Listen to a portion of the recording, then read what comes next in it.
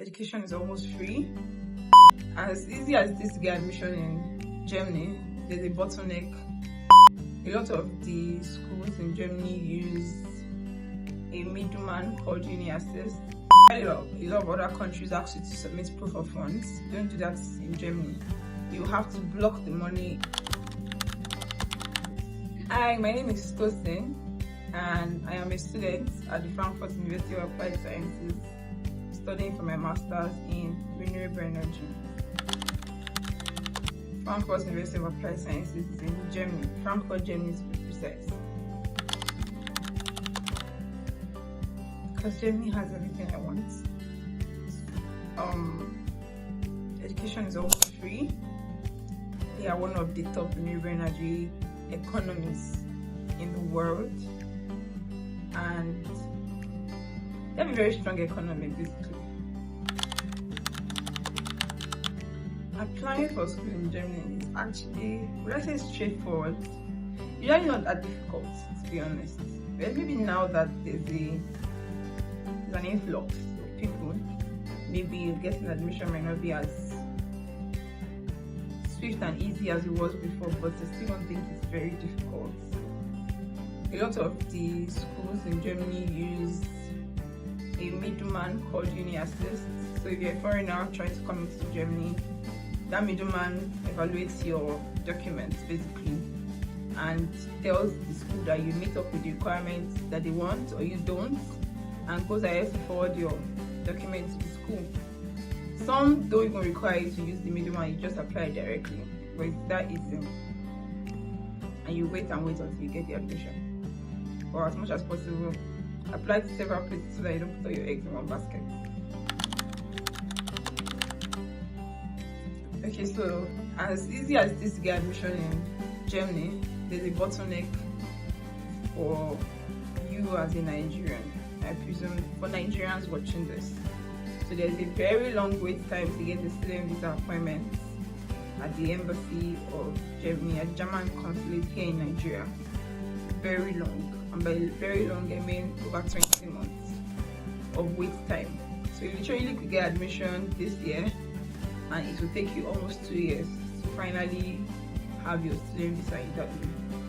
So that's a serious bottleneck. That's literally the 24 months that you could have used to complete your masters, you will spend it waiting. But then there's a catch. That's it. So there are two categories.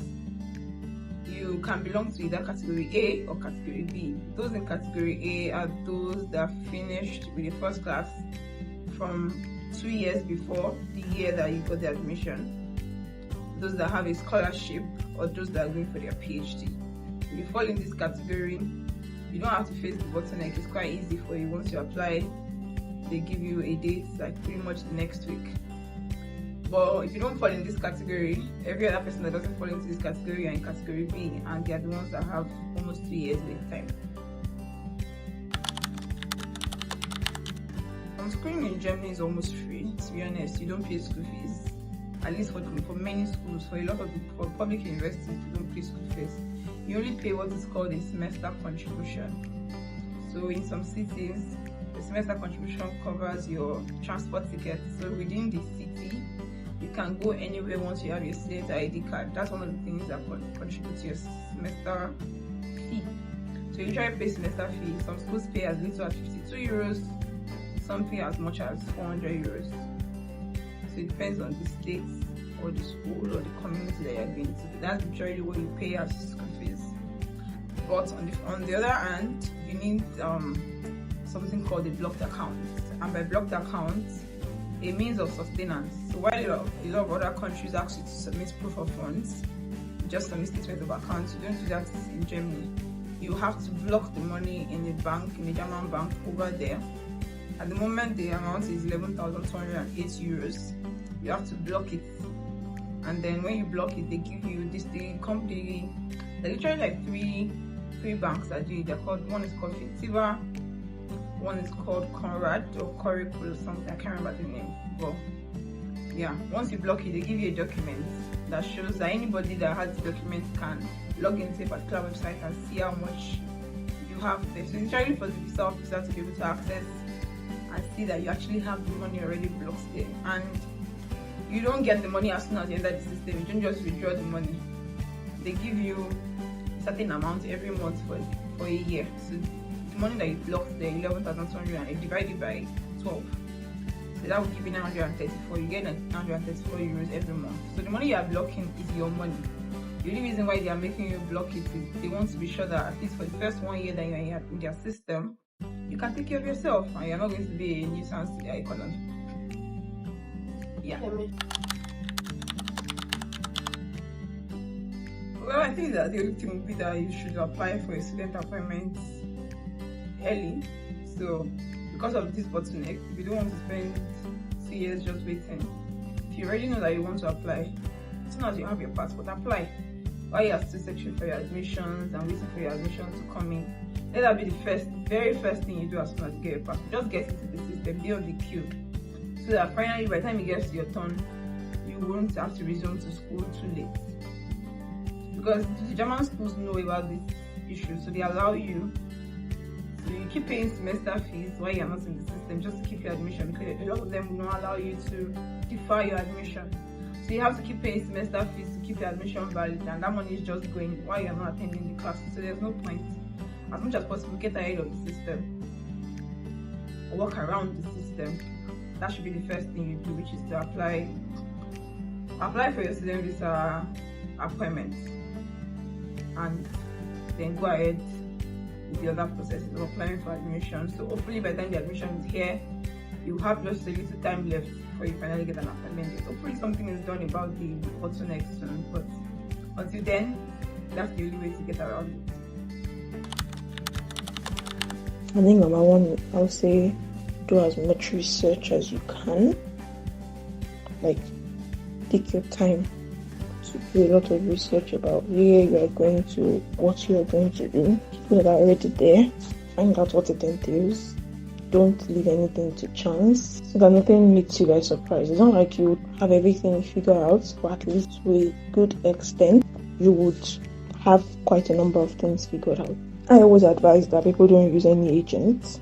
The reason being that these agents are just how to get money. So they will not prioritize. Like, you might be looking for a school that is cheaper yet quality.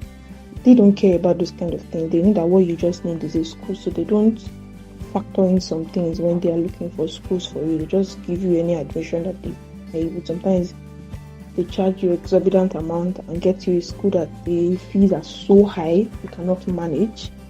Sometimes they manipulate your details. Some people have been banned from visiting certain countries because the agent manipulated their details, submitted fake documents. So I always advise that you don't use agents if you don't absolutely have to. Maybe your school, except if your school compulsories it, I don't advise that anybody uses an agent. Take your time. So that's why when I wanted to go, I started planning like a year before I applied for admissions. I took my time. I've been doing my research way before that 1 year, but I took my time to read about where I was going, the requirements.